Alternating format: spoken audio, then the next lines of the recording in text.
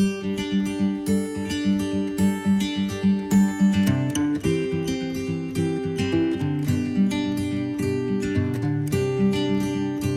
the first thing I do is get my bucket with a 5-gallon Mylar bag, and I'll get into that in a minute, and I throw in some iron filings to get rid of oxygen. These bags are not sealed, they're not airtight, and they're paper. I have quite a lot of porridge bags, small bags already in my stores, so I know what's in my stores. So these are all going to go into one bucket and one Mylar bag.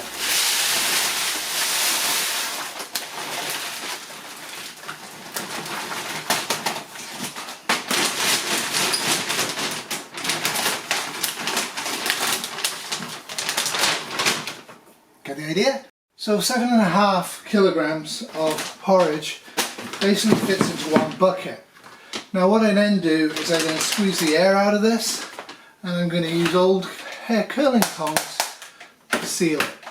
Pretty straightforward. Now you should be screaming at me, hooples, you need much smaller bags because of spoilage and also to distribute and barter. No, I don't.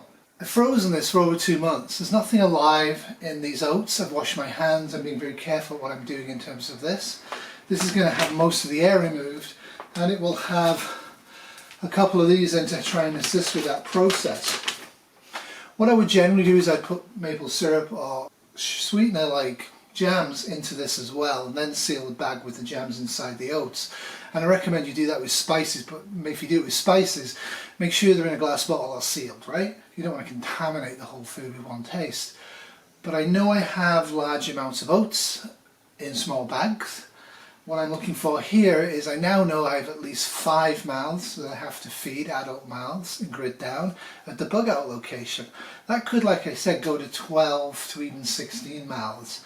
So a big bucket of porridge like this is not going to spoil. It's going to get used as soon as it's open. And that's why I'm doing it this way. When you're doing big buckets, you'll find lots of space, right? Lots of space. One of the things you want to do is actually cut. Now obviously if you have Ziploc Mylar bags, you probably don't want to do this. But I do. What I don't want to do is have seals that are weak. So having done that, I'm then going to push air. And then once I push the air on one corner, get it nice and tight, in go the curling tongs, okay?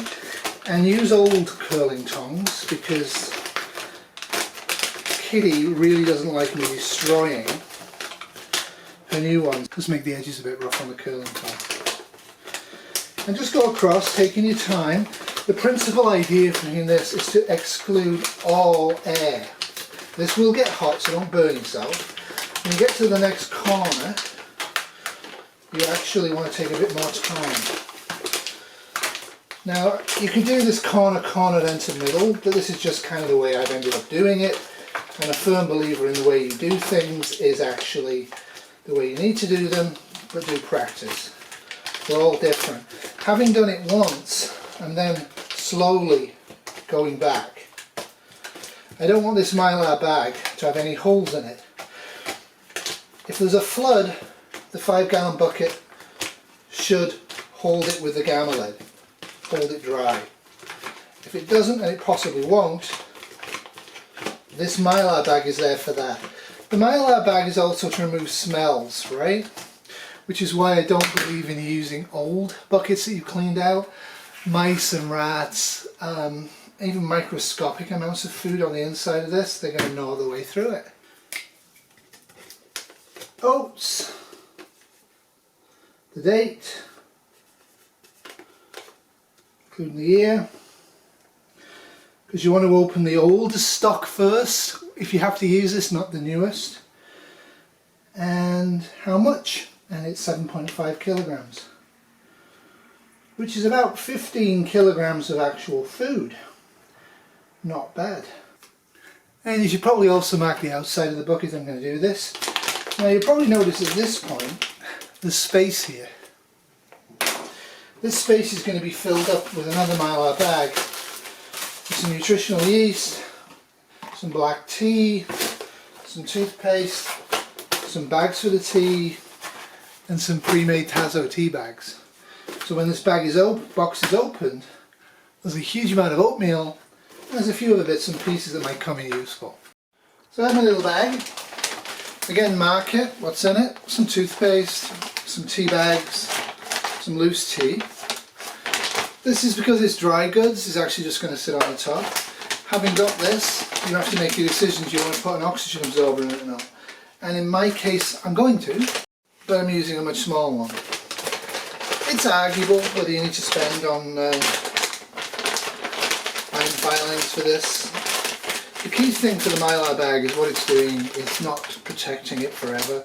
What it's doing is it is in fact protecting it from the elements to a little degree, and from hopefully rodent wildlife to a huge degree, by having no food smells anywhere near it.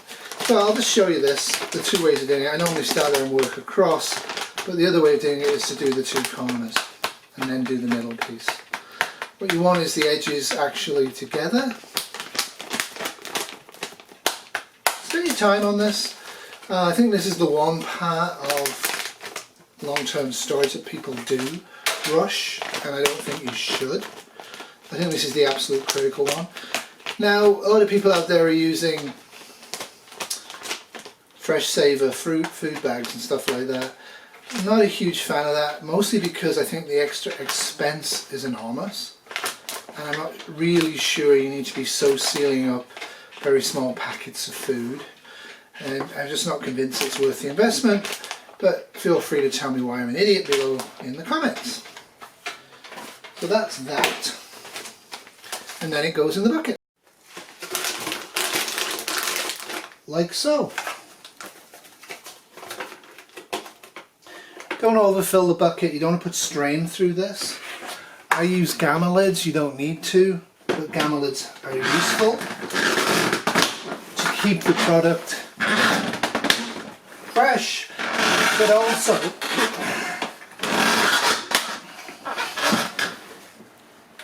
to allow quick access and resealing. Again, take your time, make sure you squeeze it all the way around, make sure it's done. These don't stack more than 3 tall. And then when you want to use it, you open it up like this. You don't need any special tools or any struggling, and you can access the stuff. This can be then used to store seeds, potatoes, used for toilet waste, used to transport water, used to transport soil, you name it. Useful thing. And it can be resealed tightly. I'm going to do another 7.5 kilograms of the oatmeal with a little bag on top of it with some of the tea bags and toothpaste and all that sort of stuff. Then I'm going to do another bag with the flour in it, and then I'm going to hopefully be finished. So hope you have a great week, and do you guys have any tips for me?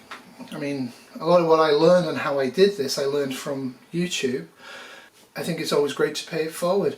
And I'd like to pay it forward, and if you don't freeze your long-term storage for 24 hours minimum, start to get in the habit of doing that. It does destroy the weevil eggs. Now that's the other thing. In Grit Down, if you open up a bucket and there's a lot of weevils there and flies flying around, don't necessarily consider it contaminated. The British Navy would often drown weevils in rum and then eat the cakes.